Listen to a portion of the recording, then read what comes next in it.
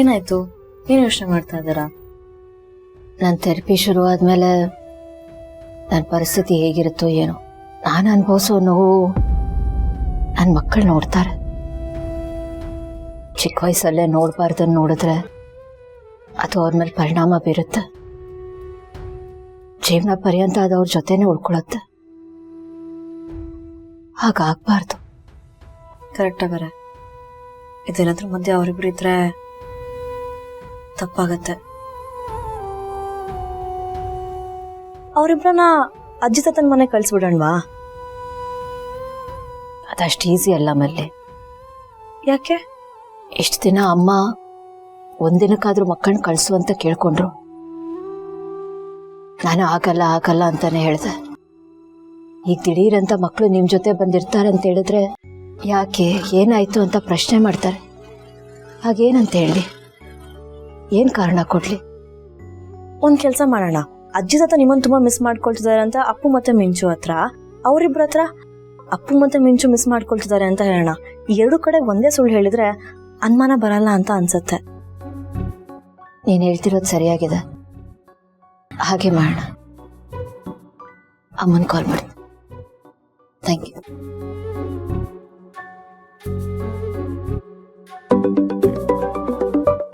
ಅರೆ ಭೂಮಿ, ಹಲೋ ಕಂದ. ಅದು ಅಮ್ಮ, ಮಕ್ಕಳು ನಿಮ್ಮನ್ನ ತುಂಬಾ ಮಿಸ್ ಮಾಡ್ಕೋತಿದ್ದಾರೆ. ಅಮ್ಮಮ್ಮನ್ ನೋಡ್ಬೇಕು, ಬೋಡ ತಾತ ಜೊತೆ ಆಟ ಆಡ್ಬೇಕು ಅಂತ ಹೇಳ್ತಿದ್ರು.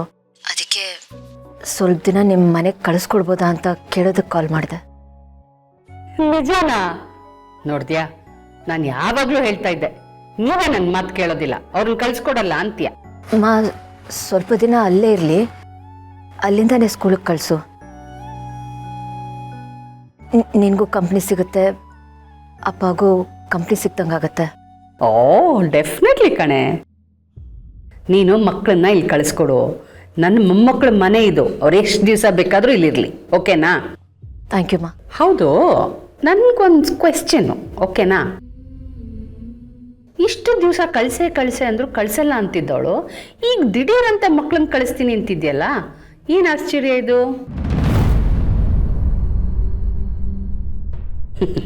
ಏನಕ್ಕೆ ಕೇಳಿದೆ ಅಂದರೆ, ನಿಮ್ಮ ಅಪ್ಪನ ಮಗಳು ನೀನು, ಸ್ಟ್ರಿಕ್ಟ್ ಆಫೀಸರು, ಇಷ್ಟು ಈಸಿಯಾಗಿ ಒಪ್ಕೊಂಡಿದ್ಯಲ್ಲ, ಅದಕ್ಕೆ ಕೇಳಿದೆ. ಹೇಳಿದ್ನಲ್ಲಮ್ಮ, ಅವರು ತುಂಬಾ ಹಠ ಮಾಡ್ತಿದ್ರು, ಅದಕ್ಕೆ. ಅನ್ಕೊಂಡೆ ಹೀಗೇನೋ ಆಗಿರುತ್ತೆ ಅಂತ. ಇಲ್ಲಾದ್ರೆ ನೀನೆಲ್ಲಿ ಕಳಿಸ್ತೀಯ? ನಾನು ಅವ್ರಿಗೋಸ್ಕರ ಕಾಯ್ತಾ ಇರ್ತೀನಿ, ನಾವೆಲ್ಲರೂ ಸೇರಿ ಚೆನ್ನಾಗಿ ಎಂಜಾಯ್ ಮಾಡ್ತೀವಿ. ಕಂದ, ಆಮೇಲೆ ನೀನು ಬರ್ತೀಯ ಅಲ್ವಾ? ಅಮ್ಮ, ನಾನು ಬರೋದಕ್ಕಾಗಲ್ಲ, ನಂಗೆ ಕೆಲಸ ಇದೆ. ನಾನು ಮಕ್ಕಳನ್ನ ಕಳಿಸ್ಕೊಡ್ತೇನೆ. ಸರಿ, ನೀನು ನಿನ್ನ ಕೆಲಸ ಮುಗಿಸ್ಕೊಂಡು ಆರಾಮಾಗಿ ಬಾ. ಫಸ್ಟ್ ಮಕ್ಕಳನ್ನ ಕಳಿಸ್ಕೊಟ್ಬಿಡು, ಓಕೆನಾ? ಬಾಯ್ ಬಾಯ್. ಮಕ್ಕಳು ಬರ್ತಾ ಇದ್ದಾರೆ, ಹೊಸ ಹೊಸ ರೆಸಿಪಿ ನೋಡುವ. ಒಂದ್ ಕಡೆ ಟೆನ್ಷನ್ ಕಮ್ಮಿ ಆಯ್ತು ಅಲ್ವಾ? ಮಕ್ಕಳು ನಾನು ಪಡೋ ನೋವು ನೋಡಲ್ಲ, ನಂಗಷ್ಟೇ ಸಾಕು. ಯಾಕರೆ ಮಕ್ಕಳು ವಾಪಸ್ ಬರೋಡೆ ನೀವು ಸರಿ ಹೋಗ್ತೀರಾ, ಆ ನಂಬಿಕೆ ಇಡೋಣ. ಬನ್ನಿ.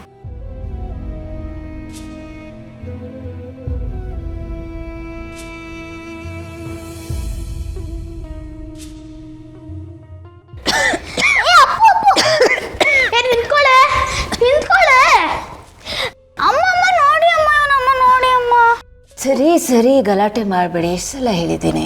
ಮಮ್ಮಿ ನೋಡಿ ಮಮ್ಮಿ. ಸರಿ ಆಯ್ತು. ಇದು ಅಮ್ಮಮ್ಮ ಕಾಲ್ ಮಾಡಿದ್ರು.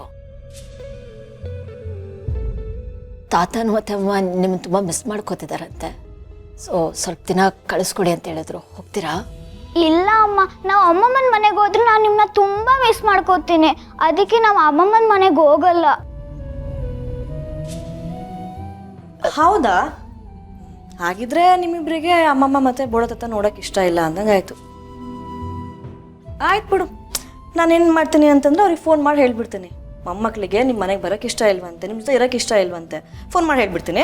ಅಯ್ಯೋ ಚಿಕ್ಕಿ, ಬೇಡ ಚಿಕ್ಕಿ, ಅವರು ಬೇಜಾರು ಮಾಡ್ಕೋತಾರೆ. ಅದರಲ್ಲಿ ಅಮ್ಮಮ್ಮ ಅಂತೂ ತುಂಬಾ ಬೇಜಾರು ಮಾಡ್ಕೋತಾರೆ. ಹೌದಾ? ಹಾಗಿದ್ರೆ ಇವಾಗ ಏನು ಮಾಡ್ತೀರಪ್ಪ?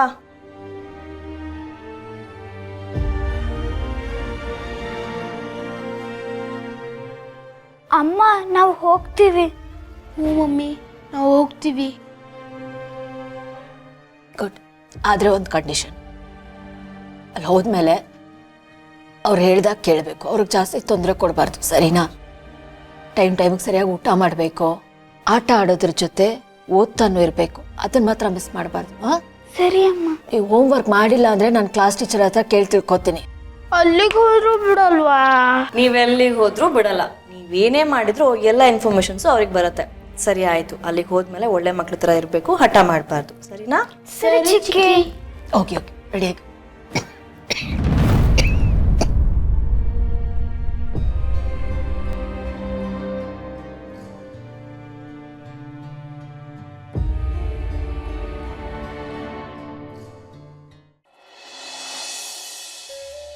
ಶಿವ, ನಿಂಗೊಂದು ವಿಷಯ ಹೇಳ.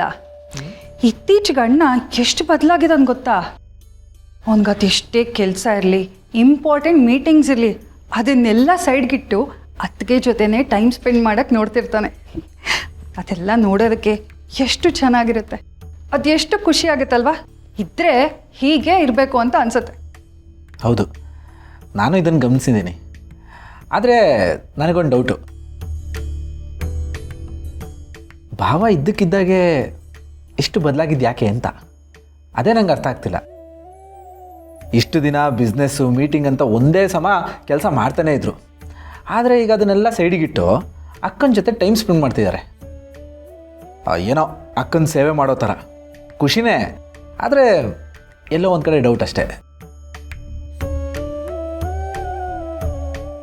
ಕೆಲವೊಮ್ಮೆ ಕೆಲಸಕ್ಕಿಂತ ನಮ್ಮವ್ರಿಗೆ ನಾವು ಕೊಡೋ ಟೈಮೇ ಇಂಪಾರ್ಟೆಂಟ್ ಅಂತ ರಿಯಲೈಸ್ ಆಗುತ್ತೆ. ಮೋಸ್ಟ್ಲಿ ಅಣ್ಣಂಗೂ ಅದೇ ರಿಯಲೈಸ್ ಆಗಿರಬೇಕು. ಇದ್ರೂ ಇರ್ಬೋದು. ಆದರೆ ಭಾವ ಇಷ್ಟು ಈಸಿಯಾಗಿ ಬದಲಾಗೋರಲ್ಲ. ಅವ್ರು ಏನೇ ಡಿಸಿಷನ್ ತಗೊಂಡ್ರು ಅದರಿಂದ ಏನಾದರೂ ಒಂದು ಕಾರಣ ಇದ್ದೇ ಇರುತ್ತೆ. ಅದಕ್ಕೆ ಈಗ ಆಗ್ತಿರೋ ಬದಲಾವಣೆಗಳನ್ನ ನೋಡಿದಾಗ ಒಂದು ಡೌಟ್ ಬರ್ತಿದೆ ಅಷ್ಟೇ. ಅಯ್ಯೋ, ಎಲ್ಲದರಲ್ಲೂ ಡಿಟೆಕ್ಟಿವ್ ಆಗೋಕ್ಕೆ ಹೋಗಬೇಡ ಜೀವ. ಓವರ್ ಥಿಂಕಿಂಗ್ ಆರೋಗ್ಯಕ್ಕೆ ಒಳ್ಳೇದಲ್ಲ. ಚೆನ್ನಾಗಿದ್ದಾರೆ ಅಂದರೆ ಅದನ್ನು ನೋಡಿ ಖುಷಿಯಾಗಿರಬೇಕು, ಅದನ್ನು ಬಿಟ್ಟು ಡೌಟ್ ಪಟ್ಕೊಂಡು ಕೂರೋದಲ್ಲ. ಸರಿ, ನೀನು ಹೇಳ್ದಾಗೆ ಅನ್ಕೊಂಡ್ರಾಯ್ತು. ಬರೀ ಅಂದ್ಕೊಳ್ಳೋದಲ್ಲ, ನೀನು ಕೂಡ ಸ್ವಲ್ಪ ಇದನ್ನೆಲ್ಲ ಕಲ್ತ್ಕೋಬೇಕು. ಅಣ್ಣನ ಹಾಗೆ ಎಷ್ಟೇ ಕೆಲಸ ಇದ್ರೂ ಅದನ್ನೆಲ್ಲ ಬಿಟ್ಟು ಹೆಂಡತಿ ಜೊತೆ ಟೈಮ್ ಸ್ಪೆಂಡ್ ಮಾಡೋದನ್ನು ಕಲ್ತ್ಕೋಬೇಕು. ಓಹ್, ಇದಕ್ಕ ಇಷ್ಟೆಲ್ಲ ಪೀಟಿಕೆ? ಕೊನೆಗೆ ನಾನೇ ಟಾರ್ಗೆಟು, ನಾನೇ ಬಲಿಪಶು. ಆಯ್ತು ಬಿಡಿ ಮೇಡಮ್, ನೋ ಕಮೆಂಟ್ಸ್.